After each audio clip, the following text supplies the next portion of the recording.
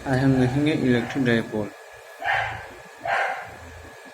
Electric dipole basically क्या होता है, जब दो इक्वल चार्ज माइनस और प्लस क्यू चार्ज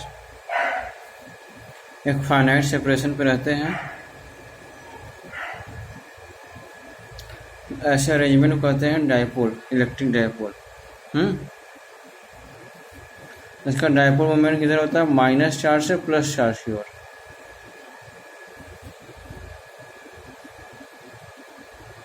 उसकी वैल्यू कहाँ से होती है, कितनी होती है, P equal to Q into L, Q into इन दोनों के बीच का सेपरेशन, इन दोनों के बीच का सेपरेशन 2L हो, यहाँ से यहाँ L, यहाँ से यहाँ L, तो P equal to Q into 2L हो जाएगा। अब जैसे ये क्वेश्चन हो, प्लस क्यू यहाँ -2Q plus Q, equilateral triangle है, हर एंगल 60 डिग्री होगा।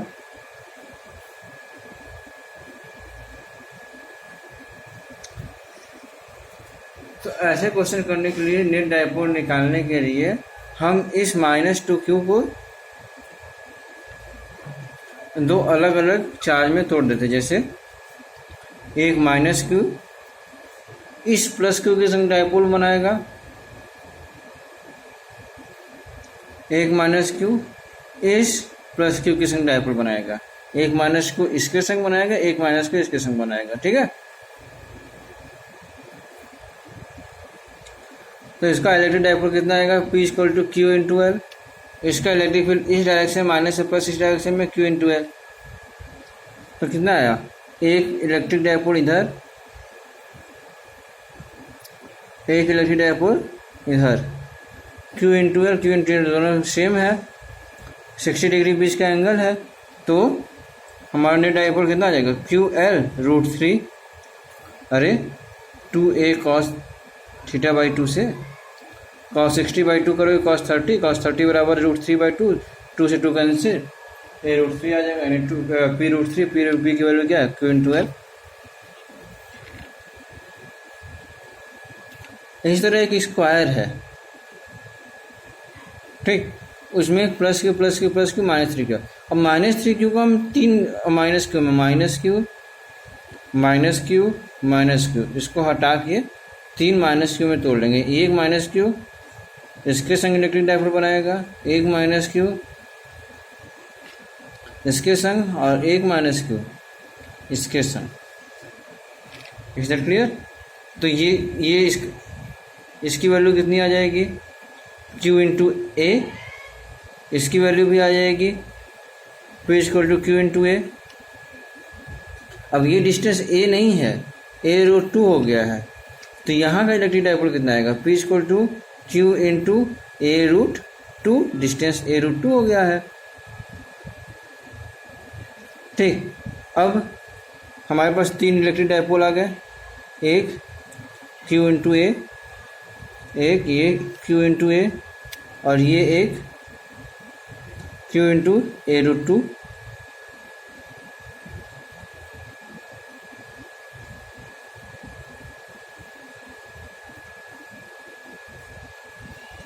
Q इंटू ए और Q इंटू a√2। अब इन दोनों का अगर रिजल्टेंट लेंगे तो ये इधर ही जाएगा, a और a का रिजल्टेंट a√2, Q a√2,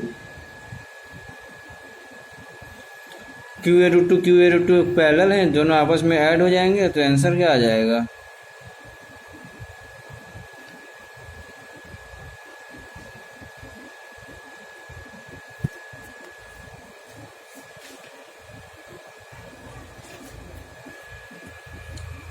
ठीक, देख लेना है।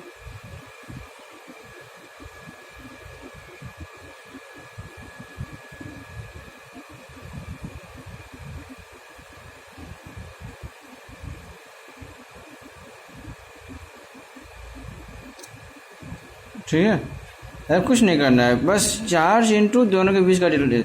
यहाँ पे क्या किया, -2Q चार्ज है, एक -Q इसके संग बनाएगा, एक -Q इसके संग बनाएगा, इसके संग ये अब P का डायरेक्शन आएगा, इसके संग -Q से +Q की डायरेक्शन, ये इन दोनों के बीच के एंगल 60 डिग्री, तो रिजल्टेंट निकालेंगे। ठीक, इसी तरह ये भी करेंगे हम लोग। अब हमारा आता है इलेक्ट्रिक डाइपोल में ये इक्वेटोरियल पॉइंट होता है,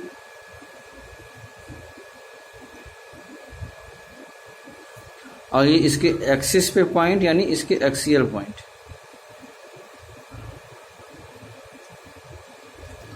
तो एक्सियल पॉइंट इक्वेटोरियल पॉइंट पे इसका इलेक्ट्रिक फील्ड और इसका पोटेंशियल क्या होगा, ये क्या है पोटेंशियल, और एक्सियल पॉइंट पे इसका इलेक्ट्रिक फील्ड और पोटेंशियल क्या होता है। तो एक्सियल पॉइंट पे हमारा इलेक्ट्रिक फील्ड क्या होता है 2p/4πε0x³। इसको ऐसे भी याद कर सकते हैं आंसर कायदे से 2kp/x³। k की वैल्यू 1/4πε0। ये x क्या है, इसके मीड से पॉइंट तक की दूरी, और ये हम लोग मान के चलेंगे कि x बहुत बड़ा है as compare to dipole moment के लेंथ से, ठीक है। यानी ये डाइपोल मोमेंट छोटा सा यहाँ से, यानी कहने का मतलब कि इतना छोटा है कि इससे यहाँ पॉइंट से जो चार्ज +q वाला डिस्टेंस है उतना ही -q का डिस्टेंस है, इतना मान के चलना। जैसे ये 2 पॉइंट है, 2 छोटे छोटे पॉइंट है, यहाँ ऐसे मान के चलेंगे तो इसका जो डिस्टेंस वही इसका भी डिस्टेंस, ठीक है, वही कहने का मतलब। तो 2p/4πε0x³ और पोटेंशियल कितना आ जाएगा p/4πε0x²। इसका डायरेक्शन क्या आएगा, इसका डायरेक्शन आएगा यही डाइपोल मोमेंट के अलोंग, -q से q की तरफ डाइपोल मोमेंट होगा और इलेक्ट्रिक फील्ड भी इसी की तरफ होगा। यानी electric field and magnetic moment is parallel. यानी यहाँ पे इलेक्ट्रिक फील्ड कैसा आएगा, ऐसा। What about equatorial point. Equatorial point में -p/4πε0x³ -p डिनोट कर रहा है कि अगर डाइपोल मोमेंट हमारा ऐसे है तो यहाँ पे इलेक्ट्रिक फील्ड अपोजिट डायरेक्शन में होगा, यानी E is anti parallel to P vector. यहाँ पे माइनस ये डिनोट ही कर रहा है। और इक्वेटोरियल पॉइंट में हमारा जो पोटेंशियल है ये 0 होगा। बहुत इंपॉर्टेंट फॉर्मूले हैं ये सब, और डिराइव करने का समय नहीं है इसलिए फार्मूला याद ही करना होगा, कोई दिक्कत नहीं है। अरे 2kp/x³, kp/x², kp/x³ और इसका 0 हो गया,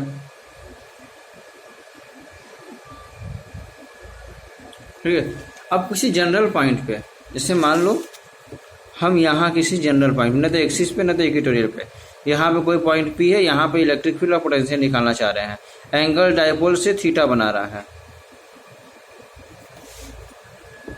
तो वहाँ के लिए p/4πε0x³ 1 + 3 cos² थीटा, और पोटेंशियल कितना आ जाएगा p/4πε0x cos थीटा।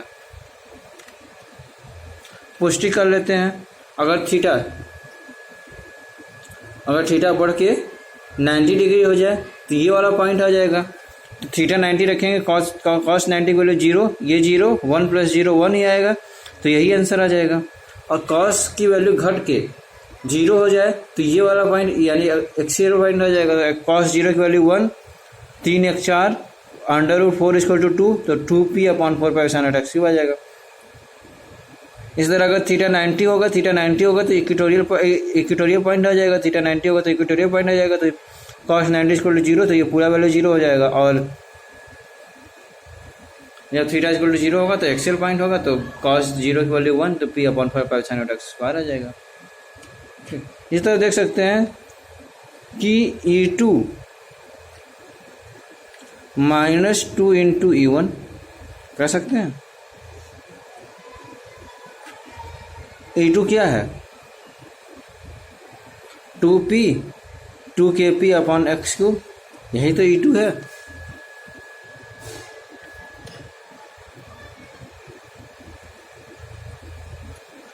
तो के पी अपॉन एक्स क्यूब को, ये है E1 क्या है, E1 हमारा है माइनस के पी अपॉन एक्स क्यूब।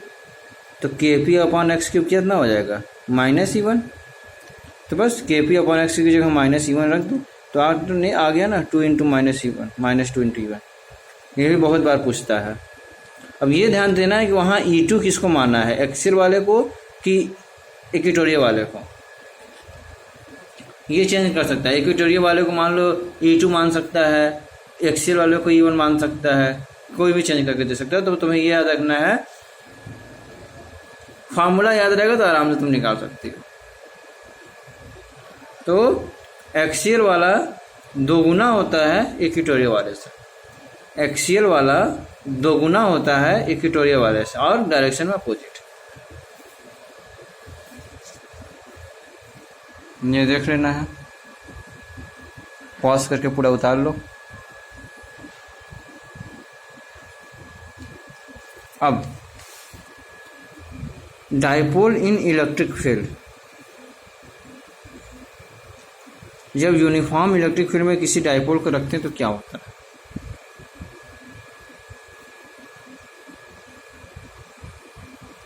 ये डाइपोल है, लेंथ L, ठीक, इसका डाइपोल मोमेंट ऐसे ही होगा, डाइपोल मोमेंट। अब देखो ये इलेक्ट्रिक फील्ड है, तो इस पॉइंट चार्ज पे फोर्स लगेगा Q इंटू ई, पॉजिटिव चार्ज है तो इलेक्ट्रिक फील्ड के डायरेक्शन में, ये निगेटिव चार्ज है तो इलेक्ट्रिक फील्ड के अपोजिट डायरेक्शन में Q इंटू ई। तो इस नेट डाइपोल पे Q इधर लगा, Q इधर लगा, अरे कोई फोर्स F इधर लग गया, F इधर लग गया, F बराबर है, तो ये जीरो ही तो हो जाएगा, F नेट जीरो हो जाएगा। और कोई टॉर्क लग नहीं रहा है। टॉर्क कब लगता है, जब इन दोनों के फोर्सेस के बीच का ऐसे रहता है तब टॉर्क लगता है, ठीक है। दोनों पैरेलल या एंटी पैरेलल होते हैं तो कोई भी टॉर्क प्रोड्यूस नहीं होता है दो फोर्सेस, चाहे वो सेम हो चाहे अपोजिट हो, चाहे सेम हो चाहे सेम हो, सेम मैग्नीट्यूड में भी सेम हो या अलग अलग हैं, अगर दो फोर्स पैरेलल या एंटी पैरेलल हैं तो कोई भी टॉर्क नहीं लगता। तो जब डाइपोल मोमेंट इलेक्ट्रिक फील्ड के डायरेक्शन में आए तो उसे कहते हैं stable equilibrium. And dipole moment electric field दोनों आपस में पैरेलल हो तो उसे इसको कहते हैं स्टेबल इक्विलिब्रियम ऑफ डाइपोल। ये क्यों कहते हैं अभी देखेंगे। इस तरह अगर एंटी पैरेलल हो तो अब माइनस क्यू इधर है, प्लस क्यू इधर है, तो मैग्नेटिक डाइपोल मोमेंट इधर हो गया और इलेक्ट्रिक फील्ड अभी भी इधर ही बना हुआ है। तो देखो यहाँ पे फोर्स कितना लगेगा, क्यू इंटू ई इधर, और इलेक्ट्रिक फील्ड का अपोजिट डायरेक्शन में, और ये इलेक्ट्रिक फील्ड के डायरेक्शन में, तभी भी फोर्स दोनों ही अपोजिट हैं तो एफ नेट तो जीरो हो ही जाएगा, और दोनों एंटी पैरेलल फोर्स हैं तो एंटी पैरेलल फोर्स है तो टॉर्क नेट भी जीरो हो जाएगा। और इस टाइप के सिचुएशन कहते हैं अनस्टेबल इक्विलिब्रियम। बस अभी देखेंगे स्टेबल अनस्टेबल इक्विलिब्रियम, अभी देखते हैं, अभी इसको बस छाप लीजिए। अभी देखो देखेंगे पोटेंशियल एनर्जी ऑफ डाइपोल, तो ये कितना होता है, delta u equal to minus p dot ई।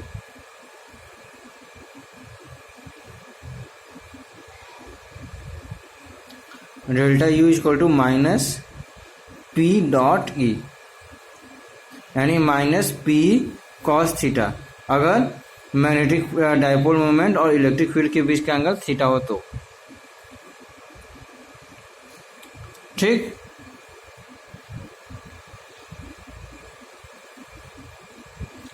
तो हम लोग वर्क ऑफ एनर्जी में पढ़ेंगे कि चेंज इन इंटरनल एनर्जी बराबर minus of work done by conservative force.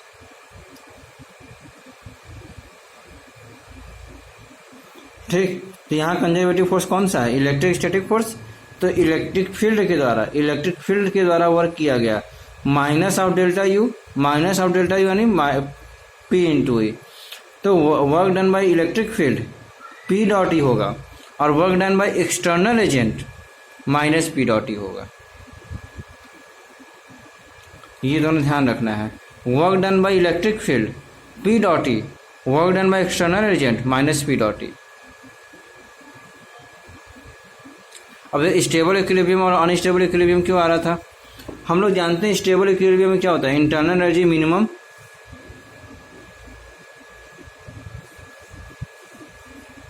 ठीक। अब कॉस की मिनिमम वैल्यू कितनी होती है? Minus P. तो ये कॉस थीटा, थीटा की वैल्यू 0। अरे जब पी और ई आपस में पैरेलल हैं तो थीटा की वैल्यू 0 ही तो होगा। तो थीटा की वैल्यू 0, तो हमारा डेल्टा यू कितना आ गया? Minus p e cos theta जी कॉस 0 इक्वल टू 1। तो माइनस पी सबसे कम पोटेंशियल एनर्जी। इसी तरह यहाँ आ जाएगा अनस्टेबल इक्विलिब्रियम में डेल्टा यू बराबर minus P into E cos 180 आ जाएगा। अरे मैग्नेटिक डाइपोल इधर, इलेक्ट्रिक फील्ड इधर, तो कॉस 180 बराबर -1। तो ये आ जाएगा पी। तो सबसे ज़्यादा यहाँ पोटेंशियल एनर्जी मैक्सिमम आया तो अनस्टेबल इक्विलिब्रियम, मिनिमम आया तो स्टेबल इक्विलिब्रियम। बस यही है। हम लोग पहले ही इक्विलिब्रियम के बारे में बता दिए कि जहाँ पोटेंशियल एनर्जी मिनिमम वहाँ स्टेबल इक्विलिब्रियम, जहाँ मैक्सिमम वहाँ अनस्टेबल इक्विलिब्रियम। ठीक है। अब टॉर्क देख लेते हैं। टॉर्क बराबर डाइपोल मोमेंट, टॉर्क का डाइपोल मोमेंट कितना होता है? P dipole moment cross electric field, P cross E. P cross E करते हैं, हमें इलेक्ट्रिक डाइपोल का टॉर्क मिलता है, P cross E. P cross E इसको क्या कह सकते हैं? P E sine theta.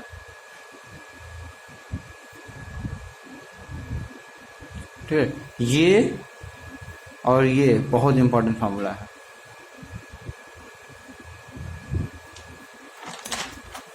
अब जैसे देखो,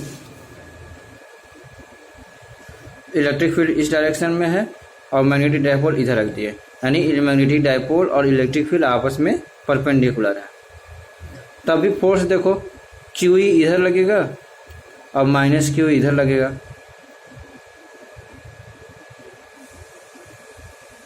ठीक। तो नेट फोर्स तो 0 है, नेट फोर्स 0 है, लेकिन ये दोनों फोर्स कपल की तरह इसको घुमाने की कोशिश करेंगे, टॉर्क प्रोड्यूस करेंगे। ठीक। तो देख लेते हैं टॉर्क प्रोड्यूस हो रहा है कि नहीं हो रहा है। तो टॉर्क बराबर क्या होता है? P E sine theta. Sine theta यहाँ क्या है? 90। तो पी ई साइन 90। तो यहाँ टॉर्क प्रोड्यूस होगा पी इंटू ई। यहाँ पर टॉर्क प्रोड्यूस क्यों नहीं हो रहा था? फार्मूला से भी देख सकते हैं। टॉर्क बराबर क्या होता है? P E sine theta. Sine theta की वैल्यू साइन 0 रखेंगे, पी ई यहाँ के लिए पी ई साइन 0, साइन 0 की वैल्यू 0, तो टॉर्क बराबर 0। इस तरह साइन 180 की भी 0 आती है वैल्यू, तो टॉर्क यहाँ भी 0 हो जाएगा। ठीक। तो यहाँ फोर्स 0, टॉर्क नॉट 0, टॉर्क की वैल्यू पी डॉट ई। और पोटेंशियल एनर्जी कितना आ जाएगा? P e cos theta, cos 90 बराबर 0, तो पूरा इंटरनल एनर्जी भी 0, यानी पोटेंशियल एनर्जी भी 0 आ जाएगा। अब किसी जनरल पॉइंट पे हम लोग निकालें, जनरल पॉइंट पे भी फोर्स क्यू इधर लगेगा और माइनस क्यू इधर लगेगा, तो फोर्स तो दो बराबर होगा, फोर्स बराबर होगा, फोर्स एक दूसरे को कैंसिल आउट कर देंगे, एफ नेट हमेशा 0 होगा। लेकिन टॉर्क यहाँ 0 नहीं होगा, ये टॉर्क प्रोड्यूस करेगा। तो इंटरनल एनर्जी बराबर माइनस पी कॉस थीटा, अगर ये थीटा बना रहा हो, इलेक्ट्रिक फील्ड इस डायरेक्शन में है, मैग्नेटिक डाइपोल इस यानी इलेक्ट्रिक डाइपोल इस डायरेक्शन में, तो ये हमारा थीटा बना रहा है, तो P cos theta minus p cos theta ये आ जाएगा और पी साइन थीटा हमारा टॉर्क आ जाएगा। ठीक है। अब हम लोग को लिखना है कि यूनिफॉर्म इलेक्ट्रिक फील्ड में net force acting on a dipole, in uniform electric field net force acting on dipole must be 0, but net torque acting on dipole may or may not be 0. In uniform electric field, net force acting on a dipole must be 0, but net torque acting on a dipole may or may not be 0.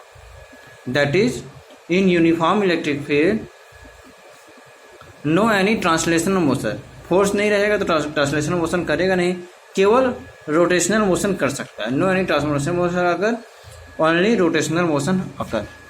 इसको छाप लेना है। ठीक है।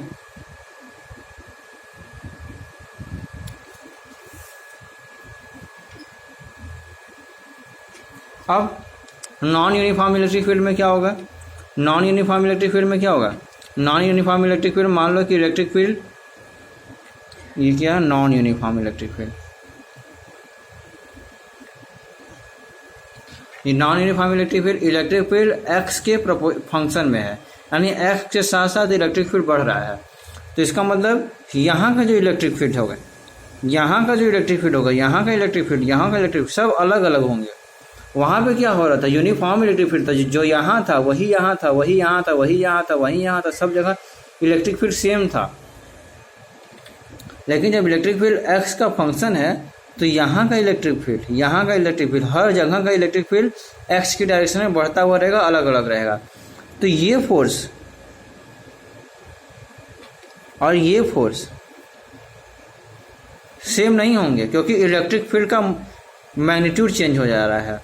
तो QE और QE आपस में कैंसिल आउट नहीं करेंगे, ठीक।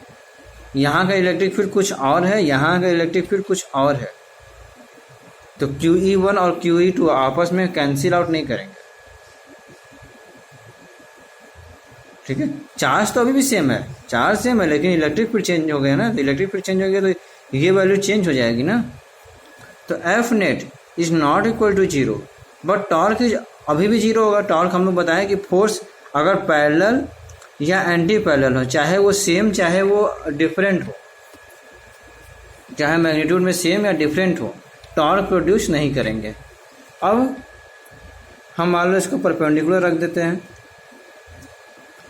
तो जो x यहाँ था वही x यहाँ था, वही x यहाँ होगा। ये तो y में रखा गया है ना, y एक्सिस पे रखा गया है, तो x तो हर जगह सेम है। तो जो इलेक्ट्रिक फील्ड यहाँ होगा वही इलेक्ट्रिक फील्ड यहाँ होगा। इलेक्ट्रिक फील्ड केवल फंक्शन x का ना, तो यहाँ जो होगा ये यहाँ नहीं होगा, लेकिन एक डायरेक्शन में, एक y एक्सिस पे x जब सेम है तो इलेक्ट्रिक फील्ड भी सेम होगा। तो जो फोर्स ये लगाएगा वही फोर्स ये लगाएगा। तो एफ नेट 0, बट टॉर्क यहाँ प्रोड्यूस हो जाएगा, टॉर्क में नॉट भी 0। तो हमको लिखना है in non uniform electric field, ऐसे स्टेटमेंट करके आ जाता है, in non uniform electric field net force acting on a particle and torque acting on a particle or particle dipole, net force acting on a dipole and net torque acting on a dipole may or may not be 0, and net force भी 0 हो सकता है और नहीं